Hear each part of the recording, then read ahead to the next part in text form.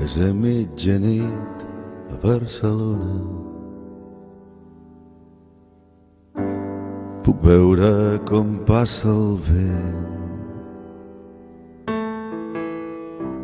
Sento el gemec. L'anuari del Mediacat, dels silencis mediàtics, és simplement una recopilació dels 15 temes, en aquest cas han estat 15, temes més silenciats o més maltractats als grans mitjans de comunicació dels països catalans durant l'any 2011. Fem 15 reportatges, periodisme, sobre els 15 temes més silenciats o això, menys ben tractats segons la nostra consideració. Simplement és això.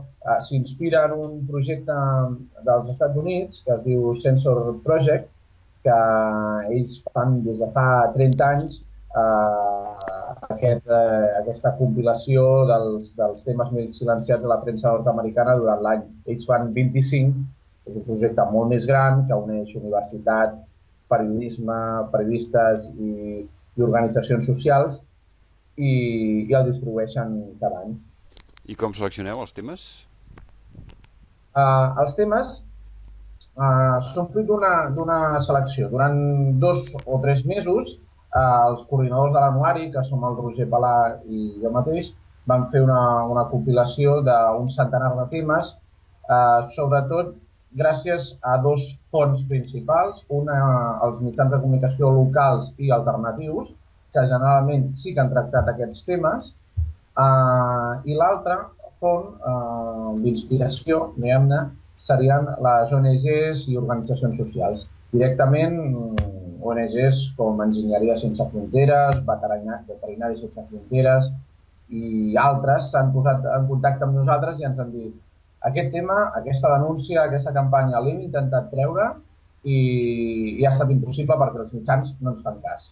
Aleshores, amb aquest centenar de temes vam fer diverses reunions amb el que seria el comitè, el Consell de Redacció de Mediacat, que és l'observatori crític dels mitjans del grup Bernils, i el Xavier Giró, el director del màster de conflictes i periodisme de la Universitat Autònoma, i entre aquestes 3 bandes, el Roger i jo, i el grup Bernils i la universitat, vam escollir finalment 15 temes, com els 15 temes més clamorosos.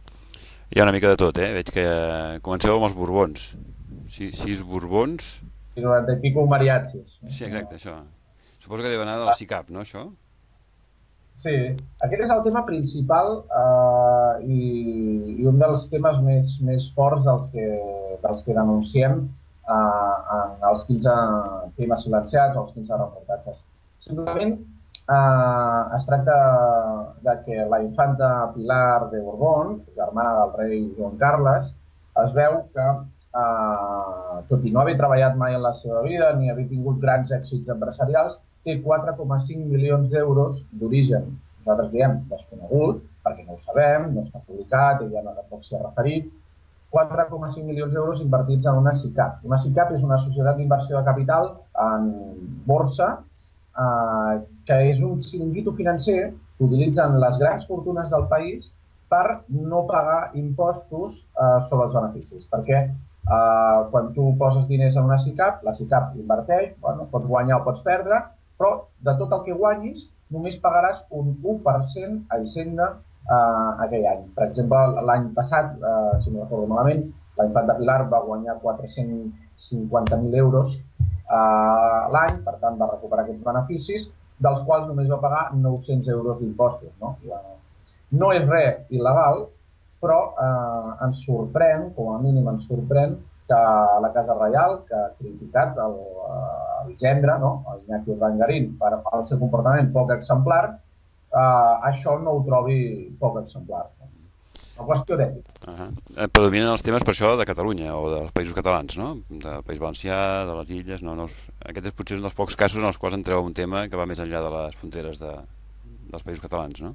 Sí, generalment hem volgut centrar-nos en temes nacionals, temes de països catalans, temes locals, perquè segurament si parléssim de temes internacionals hi hauria molts temes oblidats per la premsa, però aquí la premsa, els mitjans també podrien aduir una falta d'espai o una falta d'interès per segons quines regions del món, no?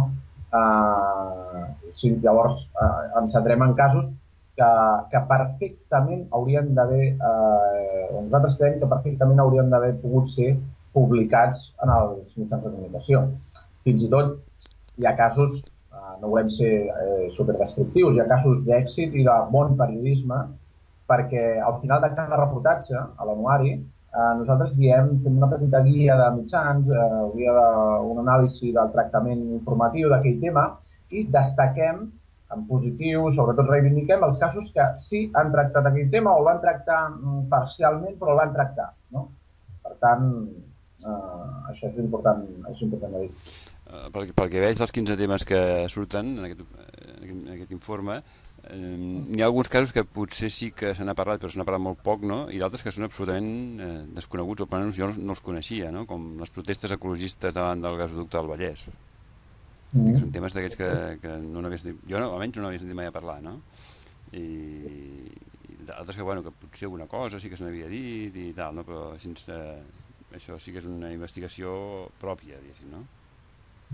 Sí, hi ha això que deies, hi ha temes locals que no s'entén quins interessos, quina falta d'interès o quins motius fan que aquells temes no surten, no? A veure, nosaltres una de les coses que deixem clar des del principi és que la censura, tal com l'enteníem potser a l'època de la dictadura o d'altres països que viuen règims així totalitaris, no existeix a Catalunya, a l'estat espanyol. Però sí una certa autocensura que ve determinada per diferents factors. Una censura moderna, més complexa, més civilina, que al final fa que alguns temes, siguin locals, nacionals o internacionals, perquè toquen interessos sensibles, sobretot perquè toquen interessos de gent poderosa, no acaben de sortir als mitjans de comunicació. No és que hi hagi un dimoni darrere del periodista que diu això no publiquis, això no pots, això sí, això no, però sí que hi ha una sèrie de factors, com per exemple, un periodista difícilment atacarà la propietat o els amics de la propietat dels seus mitjans, no? Segon, un periodista difícilment atacarà els interessos de les empreses que s'anuncien en aquell mitjà de comunicació, perquè realment són les que paguen, al final, el seu sou. I després un tercer àmbit més difús en què són les rutines de producció del mitjà. Moltes vegades la velocitat, la falta de profunditat, el no donar veu a totes les fonts fa que alguns temes desapareixin de l'agenda dels mitjans o alguns sectors, algunes veus, siguin absolutament oblidades pels grans mitjans. Ja repeteixo, siguin del Vallès Occidental o sigui un tema de la monarquia espanyola o sigui un tema de banca i finançament d'armes o sigui un tema d'aigües de Barcelona, per citar diferents exemples, no? O de les illes, no? Que veig que també parleu de que a les illes s'hi volia instal·lar un parc temàtic en nom de Déu, que és una cosa molt curiosa i divertida, que no sé si va acabar posant. Veig també que hi ha coses positives, no? I que no tot són denúncies negatives, sinó que també destaqueu, per exemple, casos d'èxit en mediació social, no? Que en aquest cas el que està ocult és la feina de gent que se'n parla a pocs mitjans i que està molt bé. Això és exactament. O sigui, normalment, això ho hem d'introduir-ho especialment, no? Perquè, tot i que normalment no ens han preguntat per aquest tema, ens pregunten més pels casos de denúncia, pels casos de temes així més negatius, però també volíem posar de relleu que hi ha coses que passen en positiu, que són coses bones, però que els mitjans de comunicació, per la seva manera de funcionar, silencien directament. No el presenten perquè no ho consideren notícia. I és veritat que és difícil, perquè normalment el periodisme es fixa sempre en allò que esclata, no? En allò que en la continuïtat de la realitat fa que sigui una notícia segurament sempre negativa, com una bomba, no? Que ha esclatat i la normalitat, les coses que sí que funcionen bé, o els conflictes que resolen positivament, com és aquest cas, no s'expliquen mai. Llavors tenim una visió distorsionada de la realitat, perquè sempre la negativitat pot amagar les coses positives que es donen també. Alguna n'hi ha, tot i que estem en aquesta crisi. Per cert, algun dels temes que surten a l'anuari, després de publicar-lo, algun mitjà se n'ha fet ressò o heu aconseguit que se'n reproduïssin alguns o han seguit silenciats? Mira, ens sorprèn i m'enfada una mica que alguns dels temes no els hagi repescat ningú. Perquè un pot pensar que bé, no hi ha cap interès ocult, no hi ha cap interès empresarial, ni cap poder ocult que freni aquests temes, i que simplement el periodista, per mirar, en les rutines de producció s'ha oblidat de cobrir, ha sigut difícil, no ha pogut accedir a les fonts, etc. Però nosaltres, en el fons, no volem ser un atac contra els mitjans de comunicació, sinó volem ser un instrument dels periodistes. I posem aquest gra de sorra, sense cap cosa paternalista, nosaltres som gent que treballa als mitjans de comunicació, no fem la crítica des de fora, fem una crítica des de dins, una autocrítica, i el més constructiva possible. I el que volem, en el fons, és que la gent, els periodistes, agafin aquests temes, aquests 15 reportatges, i diguin, ostres, jo puc fer-ho. Jo podria fer aquest reportatge,